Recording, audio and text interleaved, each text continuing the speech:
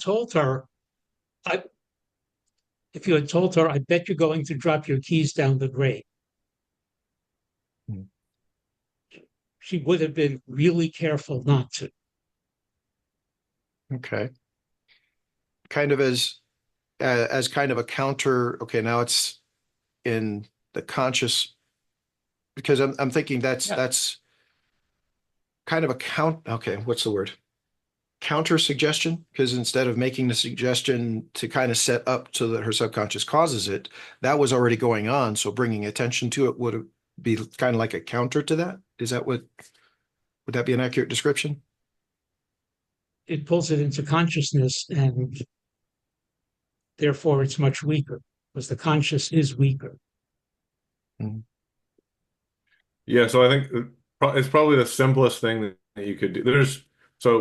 First answer is yes. Second answer is there's hundreds, if not thousands of things you could do. But I think to Seth's point, maybe one of the simplest things and almost always very effective. I think fundamentally it is always effective, is that the the power of most fear and anxiety and shame and suffering gains strength with cognitive dissonance, which is just another word for separation from consciousness, or like I'm not paying it, even simpler, I'm not paying attention or I'm not aware that XYZ is occurring. Mhm. So, uh, whenever we can bring awareness to stuff in a nice and kind and compassionate way that doesn't cause reactance, of course, Mhm. we can typically defuse a lot of the power of it. Like a few other examples or some like common examples are someone who's being really aggressive with you, say, Mhm. um, and if you're just like, man, you seem like you're really upset. Is everything going all right for you? You having an okay day? If you Mhm. respond with something like that, uh, one, it's novelty. Two, it breaks their intended social script. And three, Mhm. it brings into the light. Or like you could say something like, man, you seem like a really tough guy that nobody would want to mess with. Like if that's the image they're trying to present to you, sorry, then saying that in the open then gives that posturing much less power because we've now brought it into the light and we've done it in a way that's not inherently causing reactance. So in the case of Mhm. your daughter, the example would be, something kind of soft, like, correct me if I'm wrong here, and I'm not trying to get into your business at all, but it seems like you're feeling a little bit stressed out. Is everything all right? Mhm.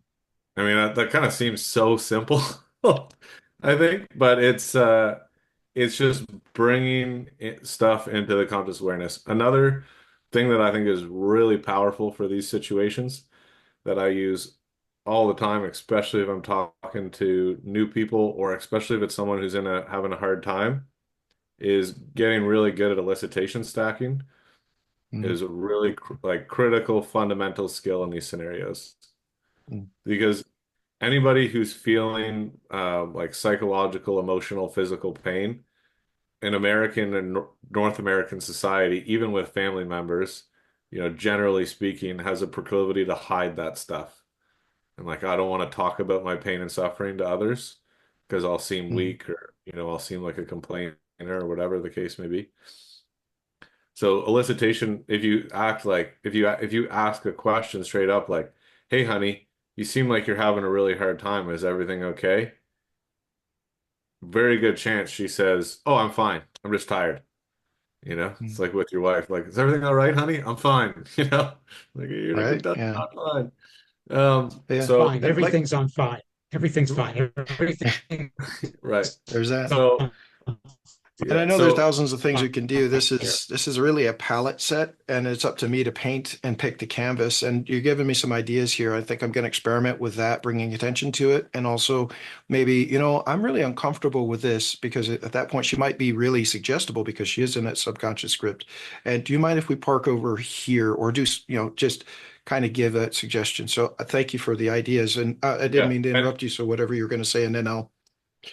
let You're everybody good, else buddy. take No, up. no, no problem, man. It was a really great question. I'm happy you asked it. So, yeah, the other thing I'd recommend doing to start with, and it's something that's really easy, is go into the elicitation st chapter.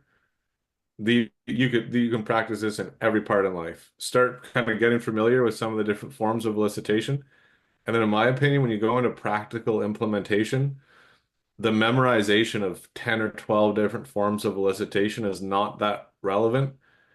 But once your brain starts to pick it up by reading about it, I just tell my mind like, don't ask a question, and your mind will automatically fill in the blank of seems like I bet,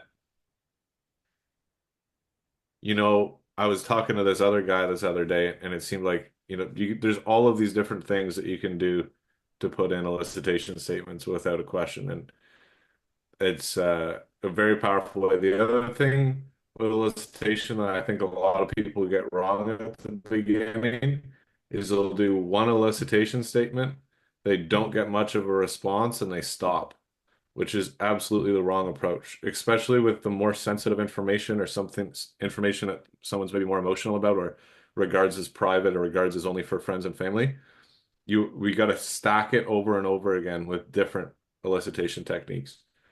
So like one time I did the Chase's common example is getting an Uber driver to tell you about what's the craziest thing that ever happened in the backseat of one of his cars. And I asked the guy one time, and he's like, "Oh man, I had some crazy stuff." And I forget, what did I say? I said, I bet it's even crazier than most people think." And he said, "Oh man, it's some pretty bad stuff." You tell he didn't really want to say it yet, you know? And so then I just kept going with elicitation two, three more times in a row. And the next thing I know, he's opening up about these two girls getting naked in the back of his car, et cetera, et cetera. And yeah, I'll leave the rest of the story out. But anyways, yeah, the point is stack elicitation works really good. Yeah, thank you. Okay, so go back a minute. When somebody is angry and they're angry at you, they're typically angry at something else and they're blaming you.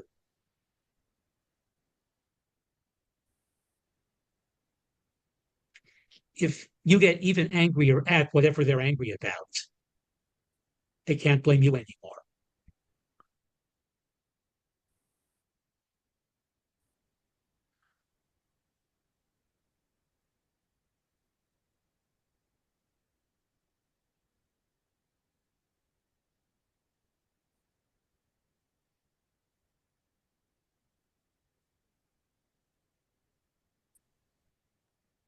I have a question.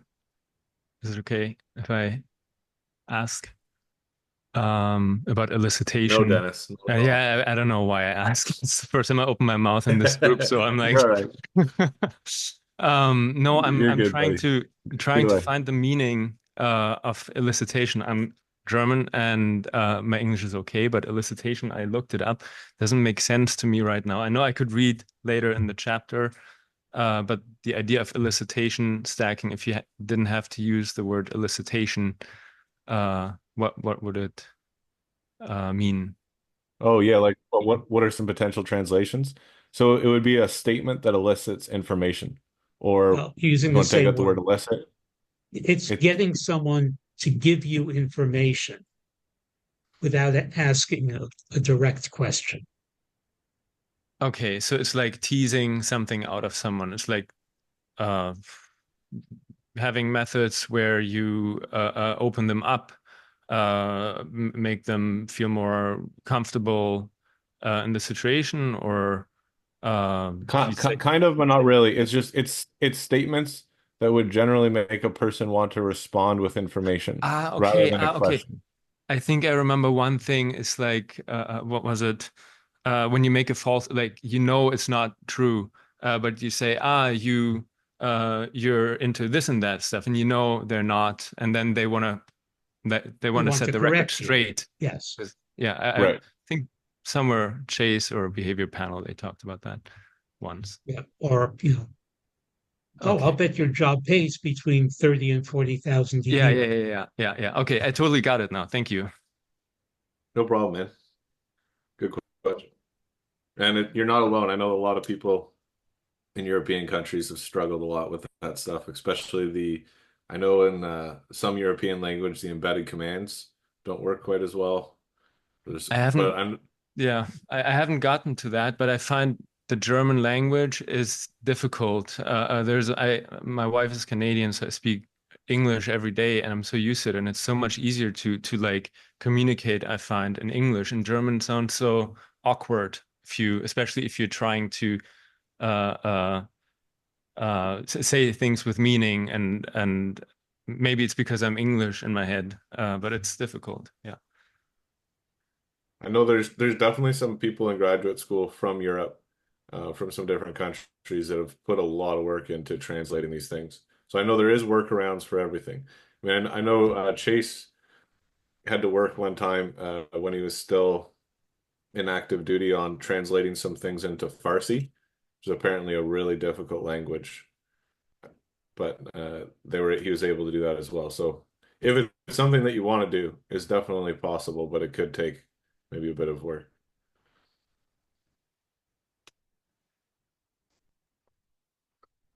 Well, some techniques just won't work. There are languages in which you can't embed a command. In English, it's really easy, where some phrase could stand alone as a command. In some other languages, that just doesn't happen. You can still embed it by using something like a quotes pattern. I was talking to this person and he suggested, he told me to do something. In any language, the direct translation of that works. Yes, exactly. I found exactly the same. In German, you can use a lot of citates. He told me to do this, and I read about this. This works all the time. And if you plan the sentence ahead, you can use a lot of sentence structures about ambiguity and finishing one sentence and starting the next sentence with the same words. This also works in German, but you have to plan ahead. You can't use it so intuitively like in English. It can be done, but it has to be planned ahead, each statement extra. Nice. Thanks for that, Thomas. All right, Costin, what you got? Hello, Merlin. I have a question. How to achieve calm enjoyment when you have to do something that you really hate doing it? Say that again. What was the question? How to achieve calm enjoyment when you have to do something that you hate doing it? Well, that goes back to our original question, I think, which was perception and context. I think so. Typically, our relationship to not enjoying stuff, at least from my perspective, pun intended, typically ties back to our perspective of that. And based on our perspective of the task or chore or whatever thing we're doing, what contextual significance do we give that thing? And then which kind of on the outcome puts, what type of permission it generates in us. I think that, yeah, I mean that's the philosophical answer. It might not be the very contextual, here's how to go fix this tomorrow answer. I think I'd have to dive in to who you are as a person, what the thing is specifically to figure out how to fix the issue better. But do you have any general statements you want to make on that, Seth? Not really. I was Yeah. okay. Yes, please. Yeah, generally, when you say, I hate doing something, you don't actually hate it. You dislike it. You find it annoying or boring. Yes. Think of it as, okay, it's annoying, but I'm accomplishing something. Otherwise, you wouldn't have to do it. You have to do it, then you People have to do say, it. I don't like I it. hate housework. I hate housework. You don't really hate it. It's just boring and annoying. But your house gets cleaner. Okay. So you can enjoy the fact that your house is cleaner. You can. So, like, I think basically, Costin, we're giving you some generalized things. And if I were you sitting in your shoes right now, I feel like I would be thinking, okay, this is all great, but I still hate it when I do the dishes. And, or you feel like you hate it, or you feel like it's very annoying, whatever. Um, If you practice mindfulness, for example, you train yourself to do just the things very mindful, and it doesn't matter, no, not at least what you're doing. It feels exactly the same. Doing something mindful is exactly the same if you're doing something pleasant as well as something unpleasant. It's just the quality of mindfulness. If you practice it regularly, everything can be very neutral for you. That's the best what yeah, I found, to do unpleasant things, to do it mindfully. it's an extraordinary example of one way you can change your perspective on that. It's really good. And David said in the chat that someone said I'm out to someone that could be another thing. Really, what we're doing, Costin, is reprogramming the dopamine pathways. And a lot of what it comes back to oh, is sorry, I don't know if my internet was cutting up. A lot of what it comes back to is discipline as well. So it's when our dopamine pathways get messed up a bit, or not messed up, when they're just working in a less than desirable way. A lot of the time we're focused on short-term pleasure tasks. So things that we'll do that'll give us pleasure quickly, but may give us discomfort or regret or shame long term. Whereas if we can start to reprogram those pathways, which depending on your neurology and your medical history and a ton of things can be very difficult sometimes, but I think it can be accomplished in almost any human to reprogram yourself to start to focus on things that will make you feel good in the long term. Really, that's what it all comes down to. So if you're, because let's say doing the dishes, for example, it's a common one. Um, when you walk back into that room and then an hour later and the kitchen's clean, you're going to feel good. So if you're connected to that future version of yourself more than and you're willing to sacrifice the needs of the present self for the future self, the more that relationship gets built,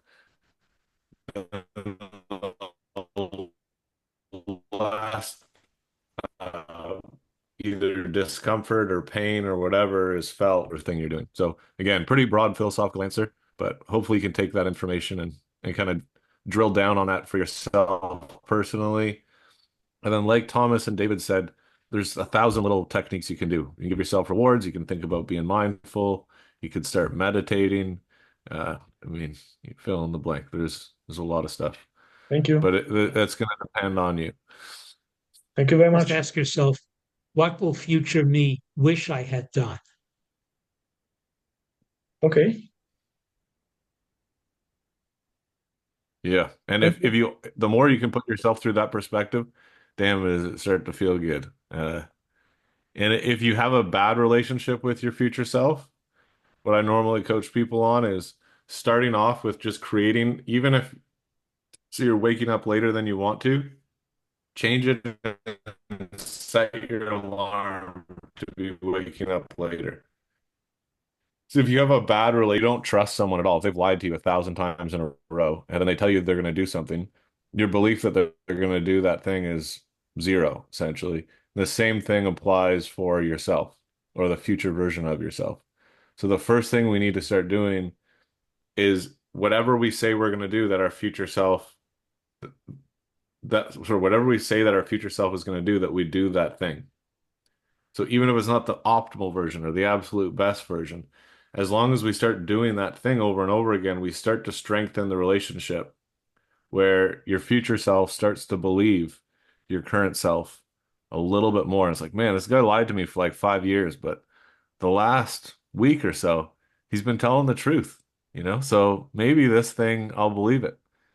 Whereas trust takes a long time to build with others, and it also takes a long time to build in yourself. But the best way, imagine if you had a friend who didn't trust you at all, the best way is to pick something small and simple that you can fulfill your word and what you said you were going to do. And you kind of slowly build up from there. And as that trust builds, Imagine you've got trust with someone, you've kept your word every day for 5 years, you've never lied. And then there's something that you kind of don't want to do, but you've said you're going to do it. You'd be much more likely to do that thing because you want to preserve that trust, right? You want to preserve that relationship. Yeah.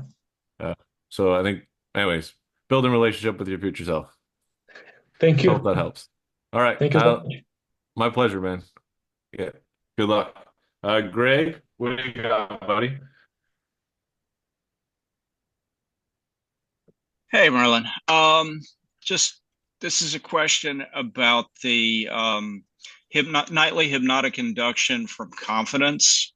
At the very end, when you're going into the Egyptian temple and you've got the statue with the jewel and you smash the statue and the jewel, I'm just curious, does this come from a specific mythological story, or did Chase just create this out of whole cloth? Do you know? My guess would be it's a slight mix of the two. Knows way more about this. What do you think, Seth? Yeah. I'm not aware of any specific source for it, but of course, all the parts of it appear all over mythology. Okay.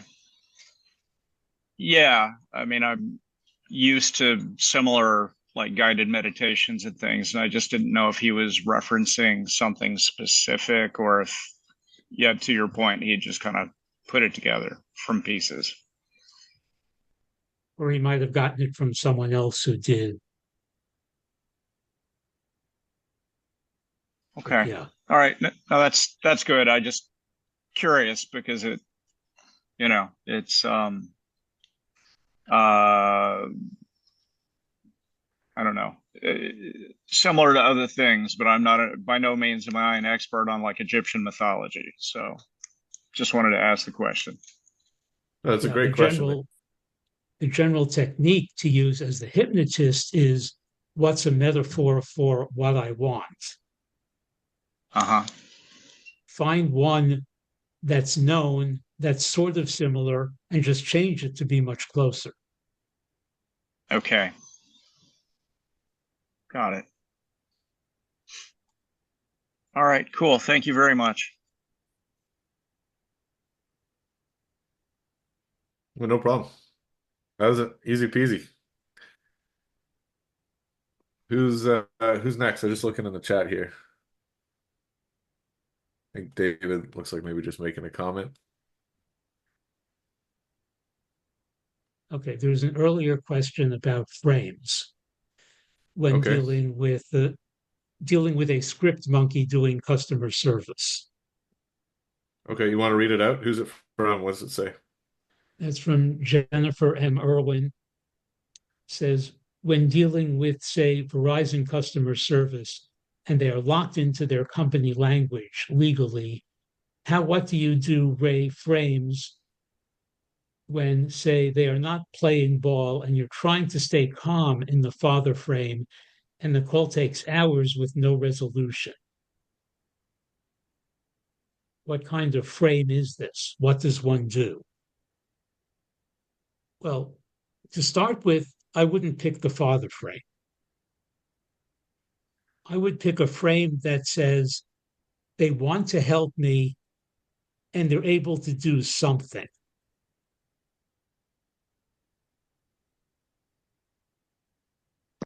And my frame says they are doing whatever they can to help me. Because that's the frame I want them to pick up.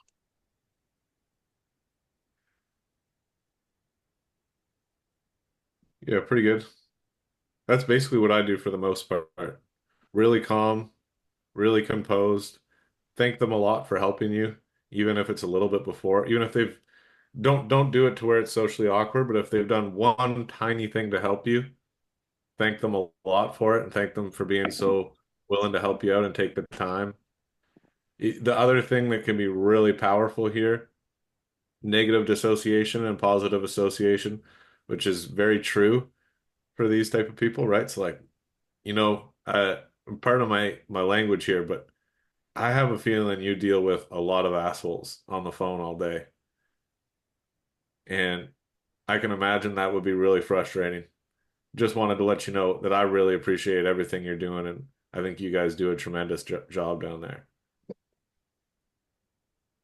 So pretty simple, really powerful. Pretty much every teleprompter on planet Earth is going to agree with the fact that they deal with a lot of assholes. Um, Other things are asking for advice. Not a lot of people ask for advice, and it's a great way to put them in the seat where they have to explain to you. So you can say something like, this is an interesting, so say we're kind of stuck on something. I'm like, dang, this is an interesting situation. I'm curious, if you were in my shoes, what would you do? What do you think the best thing to do here is? And I find that can be a pretty powerful frame as well. Hope that helps. All right. Also, again, Who's depending on next? exactly what the situation is, I've had tremendous results starting off with, I hope you can help me. I think I just did something stupid. That's a good one. Yeah. It's a good one. That's kind of a friend script as well too, which is good. But it's also, I'm taking the blame, so you know I'm not going to get mad at you. Right. Right. Yeah, it's an important point too. All right. Yeah, who's next? We got 15 minutes left. Let's deliver some bring your hardest, deepest, darkest questions. What do you guys got?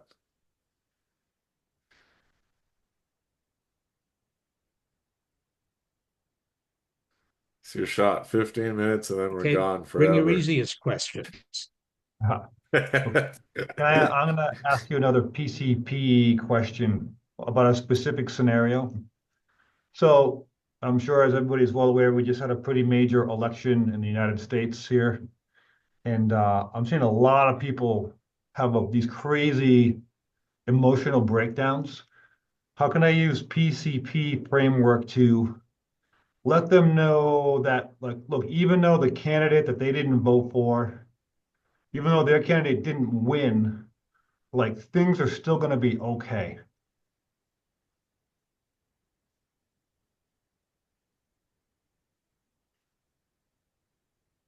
Well, Seth, you're American. I'll let you take this nuclear bomb. Good luck. Yeah. Well, first step back. What's your goal? My goal is to talk these people off of the ledge. Like I'm seeing a lot of people that have just really like in a really bad emotional state. Um, people like so I'm seeing people just like freaking out Okay, because of the result of the election. take them through the grief model. That's what I was thinking early this morning, actually. That's a great answer. Yeah. That is a great answer. One thing too is my biggest thought when you ask that question is this is tied to these people's identity. Yeah. Big time. So it's not an easy shift. You got to be real careful. Like what I know about the more that something's tied to someone's identity, and if they're not in a dissociated state, if you start to wedge open influence too quickly, then so if we look at all of influence as a wedge, right? So we're starting with something small, then incrementally and exponentially growing. It's really easy to go one step too big, and then the whole frame cracks, and then reactance is generated, and you get nowhere fast. So you got to be careful, especially if you wanted to do it in a very limited time frame. It would probably require a fairly high level of skill and competency, I think, to achieve. Um, Another model which is really useful, I think, for that would be the fate model, which there's a great lesson in graduate school, if any of y'all are in grad school, where Chase goes through an hour-long lesson of how we can use the fate model to either induct someone into a cult, but specifically in that cult, he goes through how you could use it to get somebody out of a cult.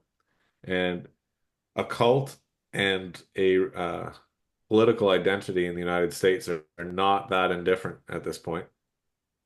So when we're doing those things, you're looking at starting to change it just a very small amount going down the fate model from start to finish. So if their pattern of focus is on X result or X reality, we want to start to change their focus just a little bit. So we want to, and then on the authority side, right, which is part of how we're going to change their focus, we would want to look for, okay, not like, oh, here's a bunch of evidence that you're wrong, but could there be one thing, one tiny time that you've been wrong about this belief of this authority figure that you had? And we slowly start pulling them away from the tribe. The thing about this approach is it would normally take a really long time. It would take a decent amount of interaction, and it could take months, months and months of like repeated interaction and just slowly chipping away at each model step of the fate model. You could do it rapidly for sure, but then you'd be into a whole different bucket of different techniques. And to do it without hijacking their freedom of autonomy, so to speak. So without like massively creating disassociation or an altered personality state, it would be so hard, I think, to do it within the framework of a few minutes. But it could be done if you just hijack their mind, but then it's not really fair. It's you, and they would probably wear off as well. All right, cool. What do we got here from Tom? Tom Prevost.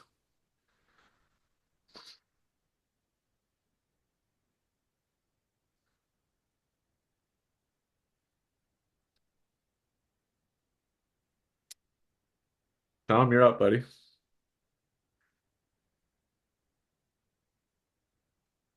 He's looking. Okay. There he is. Yeah, I tried to unmute. What I've noticed a lot of people on YouTube are doing that seems to help. They already have a pretty good rapport with their viewers, and they basically just validate that they made the right decision. They made a decision better than the other party, and that seems to be working with most of the content providers on YouTube. So I mean that's the only thing that I can see. They're just validating that they made the best choice. It's a good frame that you'd want to start with, Tom. That's great. So like even if we were going to do what I was saying with the fate model, that could be a great place to start. Because we're coming at it from a frame right away that's not going to generate reactance. Like that's a pretty good low reactance frame to start with. So like and then we could go like, but, you know, Exactly. and I know XYZ person is a really good person, and they've obviously done a lot of incredible things. But there's got to be one small little thing that's been a little bit different than you thought it would be. And so we're just starting the wedge of changing their relationship to that authority figure. And then if we wanted to really switch them over time, we would start moving them away from their tribe. Again, just in a small way. So it'd just be like for 30 minutes at a time if they're in a real full-on cult. Mm-hmm. All right, Dennis, what do you got, good sir? Yeah, so I have a friend who started having paranoid delusions and like really psychosis. And I just thought, because I talked to someone and they indicated that there might be something that can be done to shift them in their thinking. And I've spent hours talking to him, and it feels like you can come with reason. You can show them, you can prove things by logic, and it's like something they manage to twist it always into so that their distorted view of the world still is the one that's established and ruling. So when you said ask hard questions, or like that's something that I'm really wondering. Is this something that can be influenced? Can we help someone that really has a problem where they dug themselves so deep in their psyche into something that's completely, like, if I told you, you'd be like, that's, of course, it's not happening. But in their mind, it is. And are there techniques, and where do I start looking to familiarize myself with them? The official answer to that is, if you think anyone's like in danger of hurting themselves or has severe psychological problems, They talk to a are in doctor. care Yeah, also. make sure Yeah. right. Yeah. The unofficial answer there is definitely yes, and um, there's lots that you can do. What I was talking about with the fate model earlier is good too. I find it's interesting. It's often people with that I've noticed with the most cognitive capacity that end up in these loops because their mind is so good at rationalizing and justifying things. They can do it around almost any idea and create very good logical connections that most other people have a hard time arguing against because they just have so much more horsepower under the hood of their mind than the average person. So and then which further isolates them and draws them deeper into their thinking because they're like, well, I'm clearly smarter than everyone else, and that's why no one else gets it. Um, so yeah, tricky to do. Kind of like what Tom said. You definitely need to start from a place of non-reactance, regardless. So like at opening, they need to feel like we are on their team. Uh, that has to be achieved. And then from there, that's one where I would definitely look at the slow roll fate model. I would want to go step by step through the fate, and you just go through it one, two, three, four, one, two, three, four, and you would do that over the period of months. So, and look at doing small incremental changes. So we're trying to just slowly change their pattern of focus a little bit, just a tiny bit. Like if we can get them to talk about something else or something healthy for a small amount of time. If they have someone they hold up as a real authority figure, which is pretty common of people who get in delusional states, whether it be like some YouTube conspiracy guy or whoever it might be, or some old famous writer that they've gone down the rabbit hole rereading his books 1,000 times.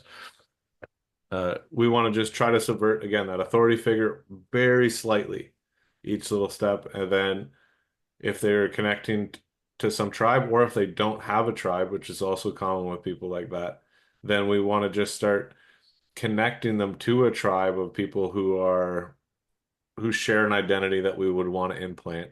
And in this case, that would be people who are just psychologically healthy. So I would pick something that already fits into their personality structure, right? If they liked video games, it would be a bunch of cool guys that play video games. If they're kind of sporty a bit at all, it would definitely be an outside or outdoor activity because anything that we can there's a lot to be said with mental health and just physical exercise. Um, and then yeah, then we can start changing their emotional state as a result of those things. Okay, So, Seth? that's yeah, it totally makes sense. Also with the way he is able to rationalize this stuff because he's a very smart guy. Yeah. And my strategy was kind of making sure I'm not challenging at all his views. I'm like more listening and asking him a question here and there that maybe makes him think about things. Um, Yeah, so what so we so want to I've do though, they're like the best way to change their pattern of focus, I find, especially if it is fitting into that archetype of being really smart and stuff, is just novelty. okay.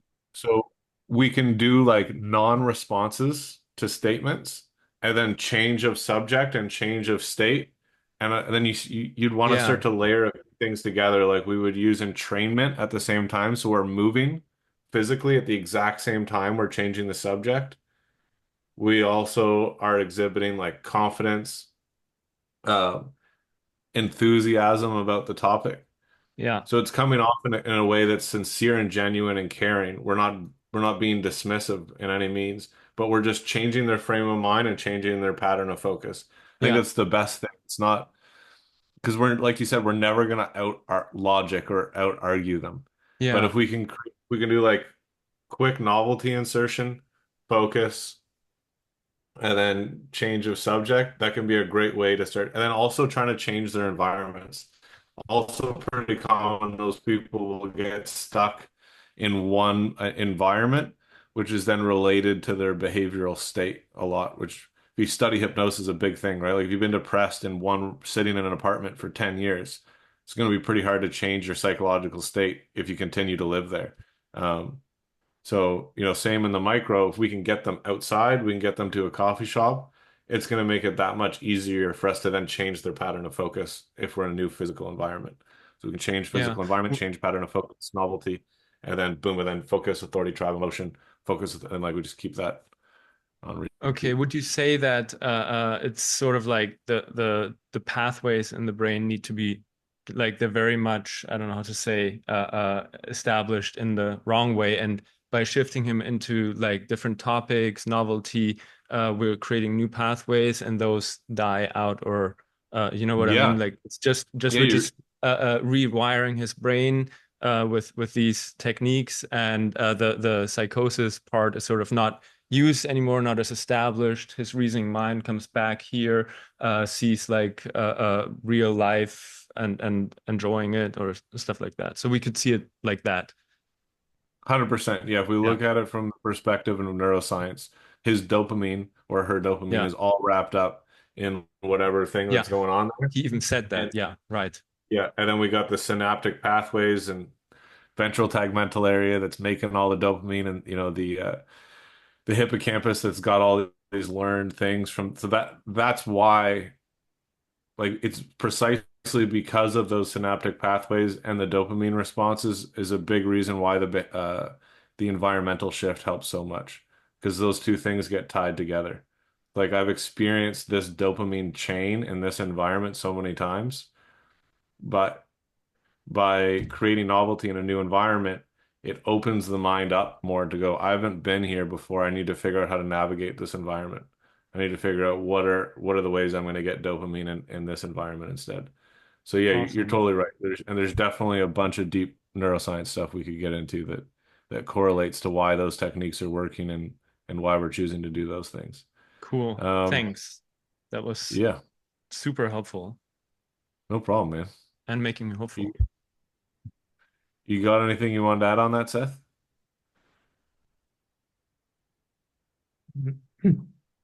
Well, there's the line from Mark Cunningham about burn your furniture,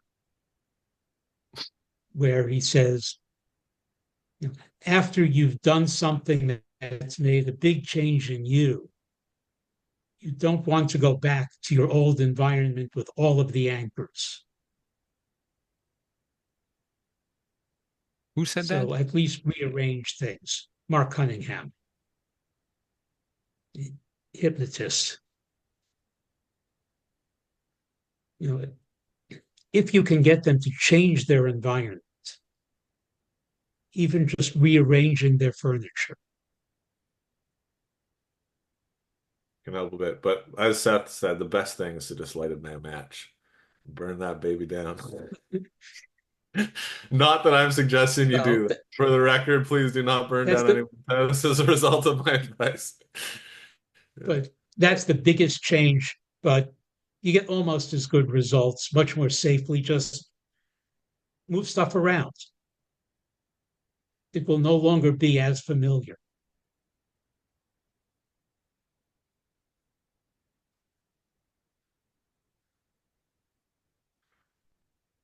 Yep. Great point, Seth. All right. We're at time. I hope you all enjoyed that. I know this thing's recorded, so if any of you guys want to go back, watch it again, I think it's going to be available for you guys. Pleasure to see y'all. Thanks for taking the time to hang out with us. And yeah, we'll see you around the app. Hope to see some of you in graduate school soon, where you get some one-on-one coaching with me and all the other amazing resources that we built for you guys in there. So yeah, I know Bill's one of our new superstars in graduate school. He got NCI2 certification, and I think what was it, like a month and a half. It was just the All one. right. I haven't done two yet. Oh, okay, all right. Well, I was trying to talk you up, man. Come on, go with Sorry. Turn it up. it. All right. Take care, guys. Good to see you. Thank you very much for Thank all. you. Bye all. Thank you. Bye-bye.